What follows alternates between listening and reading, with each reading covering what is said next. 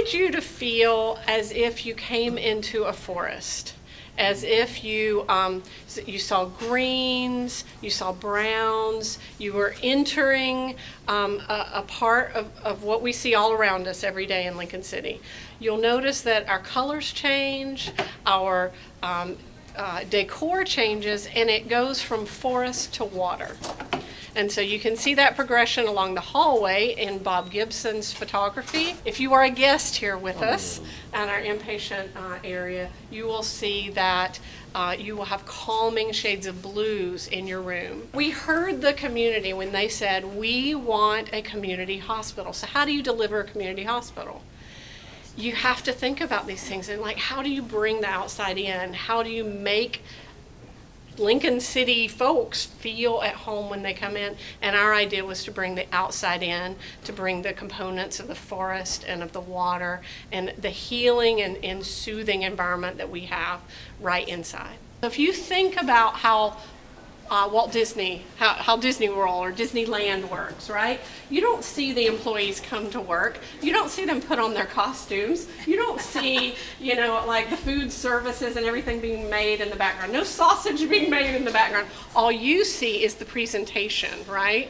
And very much hospital patients want that, right? They want that level of customer service. They want that level of privacy that has been, really not accomplished well by hospitals in the past. So what we are hoping with this is to have the on-stage, off-stage approach, which preserves patient privacy, which preserves patient wayfinding and all of those types of things, but allows us to do our jobs behind the scenes. But we do want people to understand that this hospital is not like the old one, where these things crossed very frequently.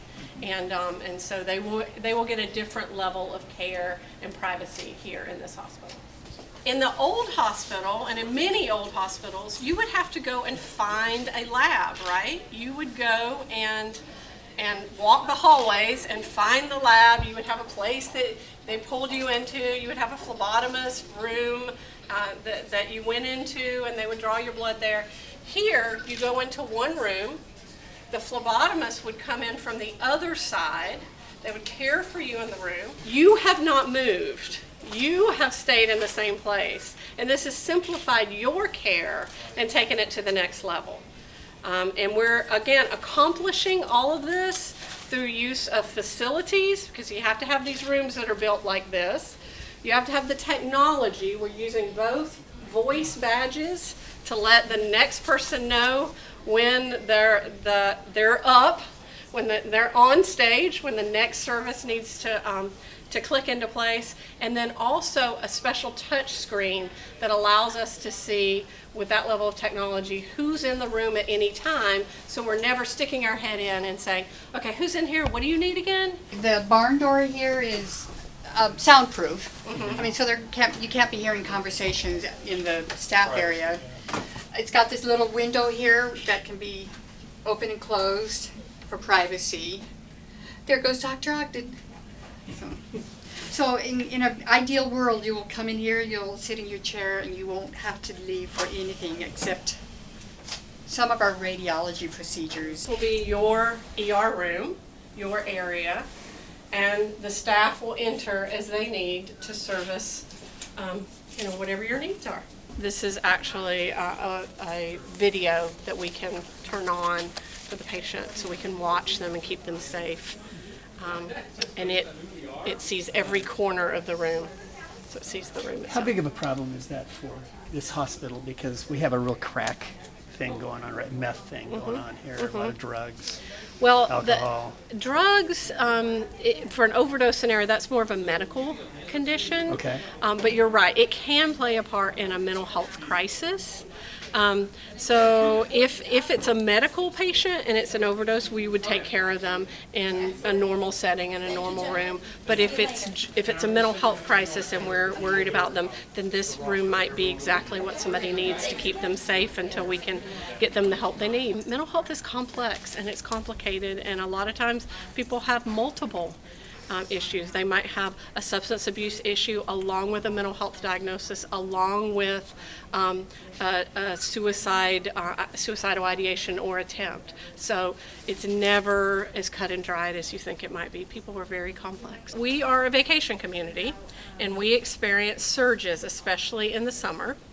And so in those times when that happens, we will be able to, in the afternoons and evenings when this typically happens, expand into those outpatient flex rooms that you saw earlier. Those then can become emergency department rooms if they're not being used for the outpatient flex. And then likewise, we have diagnostic imaging rooms that open on the other side in the exact same fashion. So that might be used for a DEXA scan earlier in the day, or an ultrasound earlier in the day, and then later in the day that becomes, once we have either have the garage door or we lock up that equipment, that becomes an emergency department room. This building is structurally sound for earthquake resiliency. There's deep foundations that go down almost 70 feet into the ground.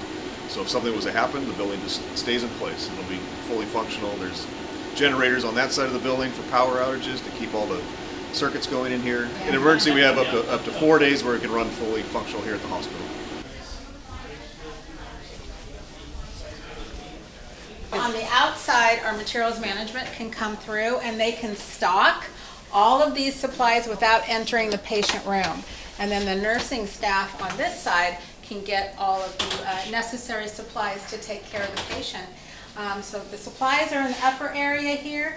Down below is what we consider the dirty area, so garbage and dirty linen. And then when they're done eating from their tray, the dirty tray goes right here on the shelf. And it's all picked up from the outside so the patients don't get disturbed. Call our electronic whiteboard. So that will display, it connects to our electronic medical record, so it will tell them who their team is taking care of them. It'll tell them who the hospital is for the day, who the nurse is for the day, who their CNA is, gives them the information, tells them what their last vital signs were, tells them what the plans for the day, so it electronically gives them that information. The caregivers are with the patient 24/7, that you no longer have that separation of, I need to call somebody to come and take care of me, because your care team is right at your side. So that's the difference. That decentralization is really important. We can also tell where people are. If they've gone into a room and we're not really sure where, we can see, oh, the doctor's in room 4, because their badge recognized them as they walked into that room. This is our largest OR. This is built to be this large to make sure that we can do all orthopedic procedures. And likewise, if we needed C-section resuscitation of neonates, we have all of that equipment set up as well. We have the highest level technology built in. We have obviously booms and things that require structural support. These things are built all the way to the roof to make sure that they are structurally supportive on a daily basis, but also earthquake resilient in the event of that, unfortunately. And then the very most special thing that's going on in this particular OR is there's an emergency entrance in the back to our labor and delivery suite. So currently, if someone needed an emergency section, we would have to rush them through the hospital from one end to the other. And what we're seeing in this facility, one of the most important things we wanted to build in was seconds between the determination that an emergency cesarean section was needed and the actual delivery of that. And that happens through that back door. All the air that comes into the hospital is 100% fresh at all you'll times. notice, There's no recycled air that right gets here is recirculated a through the air secured handlers. So blocking door. as they come through the rooftop, If we have it's another- clean air. When we do have a trauma patient come in who needs to be transported to surgery, this is the one place where they do cross a public area. But that's what these doors. So when we know that we're going to be transporting a trauma patient into surgery, we shut these doors down so that bring in a little more privacy again.